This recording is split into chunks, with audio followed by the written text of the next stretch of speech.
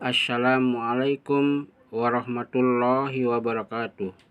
Bismillahi walhamdulillah wassalatu wassalamu ala rasulullah. La hawla wala quwata illa billah. Wa bihi nasta'inu ala umurid dunya waddin. Wassalatu wassalam ala ashrafil mursalin wa ala alihi wa sahbihi ajmain.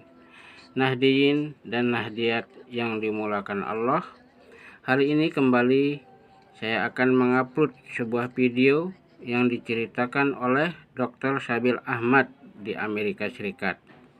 Pada saat menjelang berbuka puasa dan baru saja selesai melaksanakan sholat maghrib, Dr. Sabil ditelepon oleh seorang wanita. Wanita itu bernama Lina.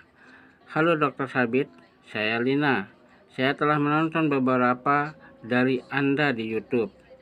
Saya ada beberapa pertanyaan untuk Anda, kata si wanita yang menelpon Dr. Sabit. Saya bilang, Alhamdulillah, saya akan merasa terhormat, kata Dr. Sabit. Adikku tersayang, bagaimana saya bisa membantu Anda? Akhirnya terjadilah dialog kurang lebih selama 30 menit antara Dr. Sabil dengan Lina. Lina bertanya dan Dr. Sabil menjawab pertanyaan Lina dengan baik. Dr. Sabil terkejut dan tersenyum senang mendengar Lina mengajukan pertanyaan kepadanya. Lina mengatakan, saya ingin baca Al-Quran. Apakah Anda mau mengirimkan kepada saya? Alhamdulillah, I was about to spend some quality time with my family. Then my telephone rang, and this lady on the other side, she said that my name is Lina. I have been watching a few of your videos. I have questions for you. I said, Alhamdulillah, I would be honored, my dear sister. How can I help you? For the next 30 minutes, I was going back and forth responding to her questions. Then she asked me a question that really placed a big smile on my face. She asked, I want to read the Quran. Can you please send me one? I said, Sister Lina, for me to send you a copy of the Quran, I need to have your address. What is your address?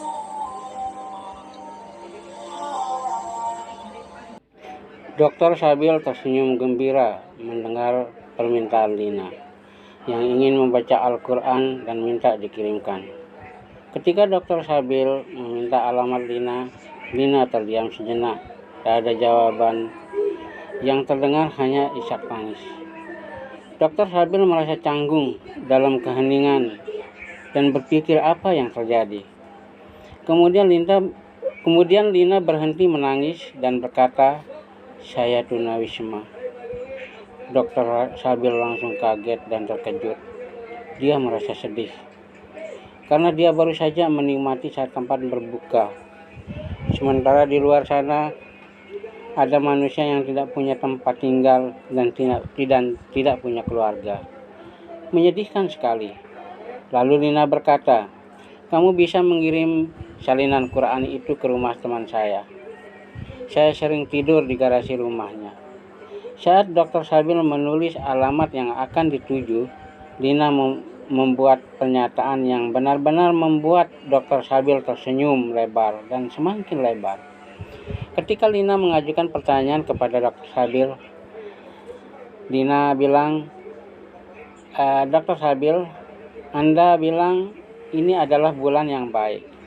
Bagaimana saya bisa menjadi seorang muslim? Langsung Dr. Sabil mengucapkan Allahu Akbar. Adikku tersayang Lina, ini adalah keputusan yang terbaik dalam hidupmu. Maka ikuti kata-kata saya. Said Allahu Akbar, my dear sister Lina. That's the best decision of your life. Alhamdulillah. So please repeat after me.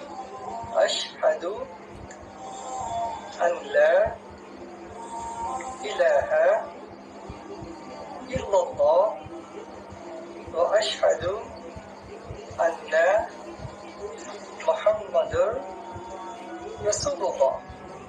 Allahu Akbar, sister. Welcome to Islam. Alhamdulillah. Alhamdulillah, hai saudaraku. Satu lagi umat manusia terselamatkan dari kekalnya azab api neraka setelah bersyahadat mengakui Allah sebagai Tuhannya yang esa dan Nabi Muhammad sebagai nabi terakhir. Tak ada lagi nabi setelah Nabi Muhammad. Tapi saudaraku, masih banyak umat yang belum tahu dan wajib harus kita datangi untuk didakwahi agar mereka tahu siapa sesungguhnya Allah bagi saudara kita yang non-muslim, dan apa kewajiban kita sebagai seorang Islam bagi saudara kita yang muslim. Sebagaimana firman Allah dalam Al-Quran surat Saba ayat 28 yang berbunyi, "Wa ma arsalna illa kafatan linnas basyiran wa nadhiran walakina aktsaran nas la ya'lamun." Dan kami tidak mengutus engkau ya Muhammad melainkan kepada semua umat manusia sebagai pembawa berita gembira dan sebagai pemberi peringatan, tetapi kebanyakan manusia tidak mengetahui. Nah, ini kewajiban kita wahai saudaraku agar mereka mengetahuinya. Saudaraku, bagaimana mereka mengetahuinya kalau mereka tidak kita datangi? Sementara mereka belum tahu siapa sesungguhnya Allah, Tuhan yang menciptakan mereka. Maka dari itu saudaraku, tugas kita sebagai umat Nabi Muhammad untuk mendatangi mereka. Dan saya melihat ada sekelompok orang mendatangi umat untuk mengajak dan menjelaskan mereka siapa sesungguhnya Allah dan apa kewajiban yang harus dijalankan. Tetapi tak sedikit orang mengusir mereka, padahal apa yang mereka lakukan sesuai dengan sunnah Nabi. Sebagaimana Mus'ab bin Umair yang ditugaskan Rasul untuk berdakwah di Yastrib, Madinah. Apa yang dilakukan Mus'ab bin Umair? Tentu yang dilakukan adalah mendatangi umat, lalu menjelaskan Allah Tuhan yang harus disembah dan mengimani Nabi Muhammad sebagai Nabi yang terakhir. Tak mungkin Mus'ab bin Umair berdakwah di tempat yang khusus, sebab pada kala itu semua orang hanya percaya pada Tuhan mereka berupa pemujaan-pemujaan. Mus'ab bin Umair mendakwai orang yang dijumpai di jalan dan mendatangi rumah-rumah penduduk, mengetuk pintu rumahnya. Kalau Mus'ab bin Umair berdakwah di tempat khusus, maka orang-orang kafir di Madinah pasti tidak terima dan membunuhnya. Kita tidak cukup berdakwah di tempat khusus seperti di mimbar saja, baik di mimbar masjid ataupun tempat yang telah ditentukan, misalnya di panggung atau ruangan tertentu yang belum tentu didengar oleh orang yang tinggalnya jauh, seperti di bukit, di gunung-gunung, atau di hutan-hutan tempat yang terpencil. Orang yang berdakwah di masjid tentu dilakukan ketika usai sholat dan hanya bisa didengar oleh orang-orang yang ikut berjamaah di masjid itu, dan tentunya bagi yang ikut menjalankan sholat. Lalu bagaimana dengan mereka yang jarang sholat atau malah tidak mengerjakan sholat sama sekali?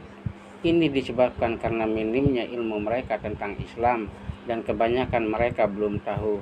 Dan Mus'ab bin Umair berhasil mengislamkan banyak orang di Madinah. Nah saudaraku, hanya ini yang dapat saya keluhkan, kurang lebihnya mohon dimaafkan karena sempurna itu milik Allah. Wassallallahu ala sayyidina Muhammadin wa ala alihi wa sahbihi ajma'in. Subhana rabbika rabbil izzati amma yasifun. Wassalamu alal mursalin walhamdulillahi rabbil alamin.